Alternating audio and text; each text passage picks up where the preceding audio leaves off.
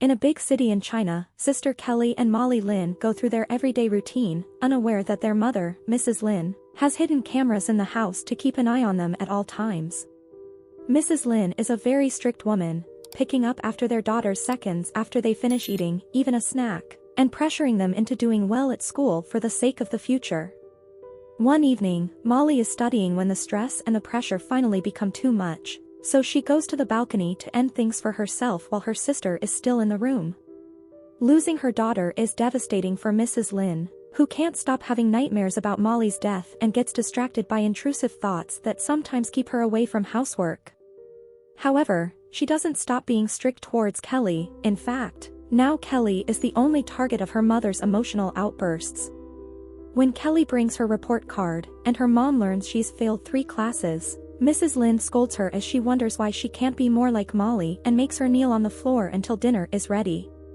Mr. Lin, who happens to be the dean at Kelly's school, is also starting to get tired of Mrs. Lin's mood. He's as supportive as he can, but Mrs. Lin won't talk about anything else except Molly and makes every meal miserable. Mrs.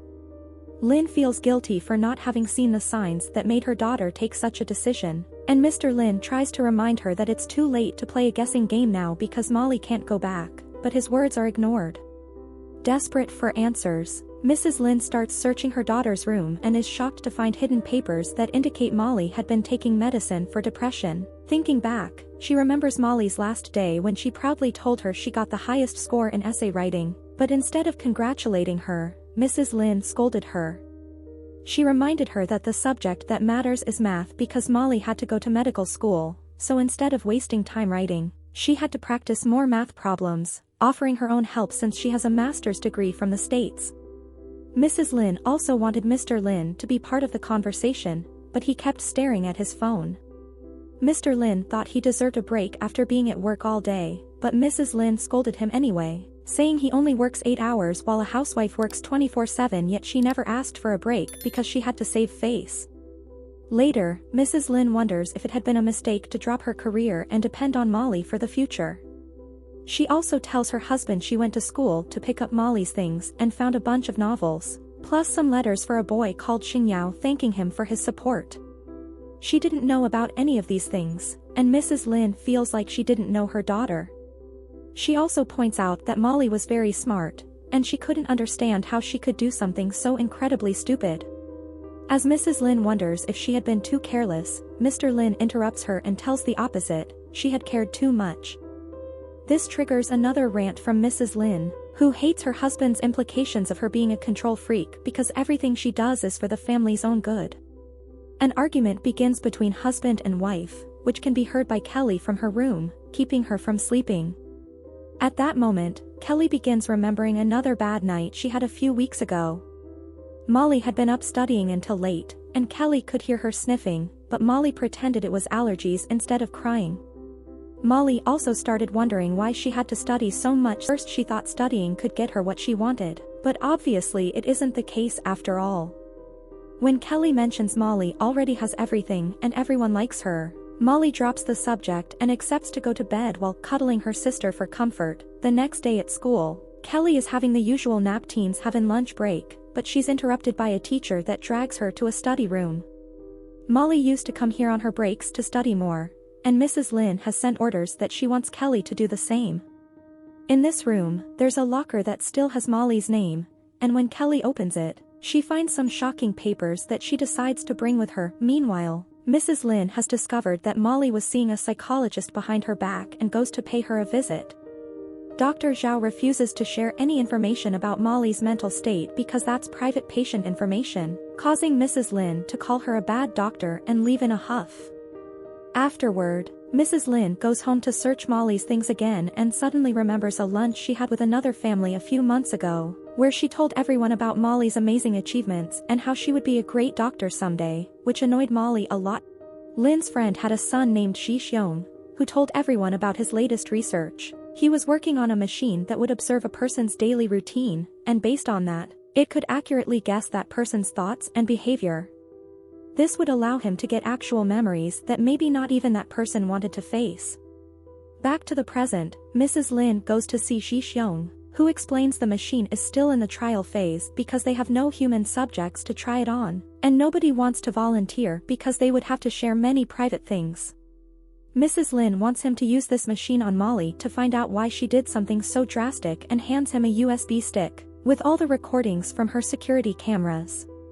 Now Ji-Xiong only needs a few days to create a model based on all this data.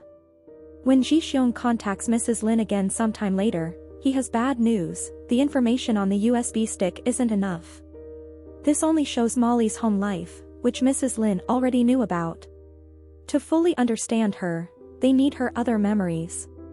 Tired of her rants, Kelly and Mr. Lin left the table, prompting Mrs. Lin to comment she was the only one with self-awareness in the family.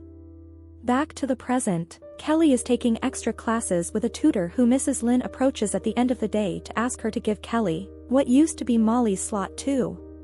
The tutor is unsure about this because double the slots would be too much for Kelly, and when Mrs. Lin swears her daughter needs it, Kelly cries out she doesn't want to and runs to her room. As soon as the tutor is gone, Mrs. Lin goes after Kelly to yell at her, calling her useless and accusing her of wasting her parents' money. She reminds Kelly she could have been a professor too if she hadn't become a mother, and Kelly snaps back, telling her she never asked to be born. Offended, Mrs. Lin stomps out of the room, leaving Kelly to have a breakdown on her own. Desperate for answers, Mrs. Lin gives Ji-Xiong permission to access Molly's body and put a chip in her brain to gain access to her neural activity. The procedure goes smoothly, but the idea of reactivating Molly's neurons, even if temporarily, won't stop bothering Mrs. Lin, who keeps imagining Molly waking up and finding herself trapped inside the coffin. Later during dinner, Kelly says she's going out instead of studying because a tutor can't magically make her smart like Molly. Mr. Lin worries about her, but Mrs. Lin tells her she can do whatever she wants and leaves the table after announcing she's tired of dealing with her. The next day, a stranger leaves an envelope for Mrs. Lin containing a mysterious news clip. When Ji-Xiong is finally done with the recreation of Molly's mind, he connects the machine to Mrs. Lin, who chooses to first visit Molly's last day. The poor girl had felt horrible over dinner when her mother wouldn't congratulate her on the essay achievement, and later while she was studying, she kept hearing her sister laughing at some comic she was reading behind her school book. Feeling alone and hopeless, Molly couldn't take it anymore and moved to end it all. When the memory is over, Mrs. Lin remembers the news clip someone left at her house, which was about a short story contest won by Xing Yao, the guy in Molly's letters. Still in denial, Mrs. Lin thinks he may be responsible for Molly's death and asks Ji-Xiong to let her access older memories, not caring about the warning on how living through Molly's depression may affect her own mood. The next memory she visits shows her the time Xing Yao took Molly to a book signing event, where Molly got to meet her favorite author and share the fact she wrote as well. This author accepted to look at Molly's short story for the contest after the event was over, but in the middle of it, Molly got messages from Mrs. Lin demanding that she come home immediately. In the end, Molly never showed her story to the writer or sent it to the contest, and she left the event in tears. This incident makes Mrs. Lin more sure that Xing Yao is to blame for Molly's deviance and decides to drop by the school to talk to him. Xing Yao explains he likes boys and he was never in a relationship with Molly. He had just been a friend who wanted to support her dreams. He doesn't have her novel because Molly was very protective of her work, and this makes Mrs. Lin think she wrote something shameful. Such a statement finally makes Xing Yao snap, and he tells Mrs. Lin that he felt pity for Molly because lots of people knew she had a beautiful talent that her mother wouldn't let her pursue. Mrs. Lin refuses to believe lots of people knew about this side of her daughter, and she didn't, so she assumes she must have been a bad writer, and that's why she ended things. Later, Mrs. Lin admits Xing Yao was right about one thing: she didn't know Molly well. But at the same time, if she hadn't been such a controlling mother, she wouldn't have found out all this extra information.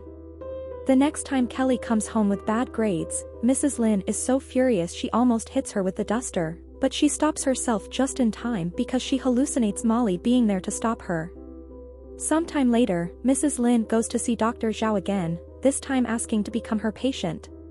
She explains she's been losing control of her emotions and she's had trouble sleeping, so she worries it may be depression. Dr. Zhao thinks it's too soon to tell since it may also be the grief that isn't being dealt with, prompting Mrs. Lin to confess she's been watching Molly's memories. One of these memories had been of Molly stealing a hairpin and bringing it home as a gift to her mother, who had scolded her for wasting money.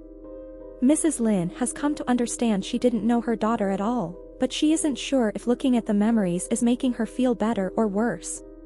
Dr. Zhao wonders why Mrs. Lin won't respect her daughter, and if she saw all the memories, why she's still come to her for help. By now, she should already understand what happened and why Molly lied and hid things from her. Mrs. Lin doesn't get it and keeps asking for help, so Dr. Zhao gives her an exercise to deal with her denial. She must put herself in Molly's point of view and understand how Molly saw her own mother.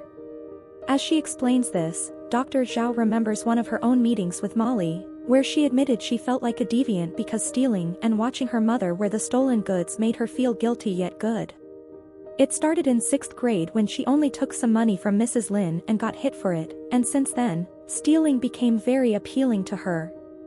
She didn't know if she wanted to look for pain or avoid pain, and every time she didn't do well on her exams, she added a mark. Dr. Zhao thinks Molly did that to take punishment, prompting Molly to confess she kept dreaming about Mrs. Lin finding the scars one day and apologizing for everything. Molly included all these things in her stories, which made her hurt more because she was exposing her emotional wounds.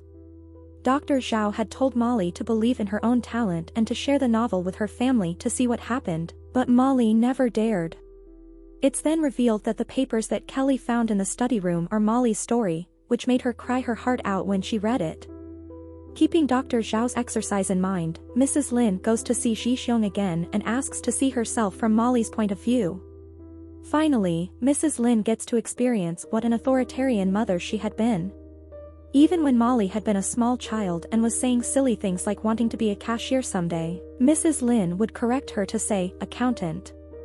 Whenever she talked to her friends, Mrs. Lin would say having children was an investment.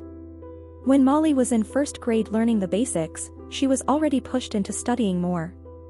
Mrs. Lin would act cold towards any gifts Molly made for her, and whenever Molly came home with good grades, instead of congratulating her, Mrs. Lin told her it was thanks to her mother keeping an eye on her studies and not to be too pleased with herself or she'd lose rank. Whenever Molly made a mistake, Mrs. Lin yelled at her. Whenever Molly asked for even a little cash, Mrs. Lin would scold her for wasting money and demand gratitude. All of Molly's memories of her mother were like that, Mrs. Lin yelling at her, pressuring her, deciding her future, calling her interests a waste of time, calling her an embarrassment, and threatening with hitting her if she didn't study. Overwhelmed by finally seeing the truth, Mrs. Lin removes the device from her head and finally admits it's her fault Molly is dead. She goes to see a cop and asks to be arrested, but this isn't something the police can cover, so they call Mr. Lin to ask him to pick up his wife. The next day, Kelly gives Molly's story to her mother, and Mrs. Lin gets to read the letter she wrote for the judges, saying her hard life didn't train her to write yet it's also what inspired her to do so.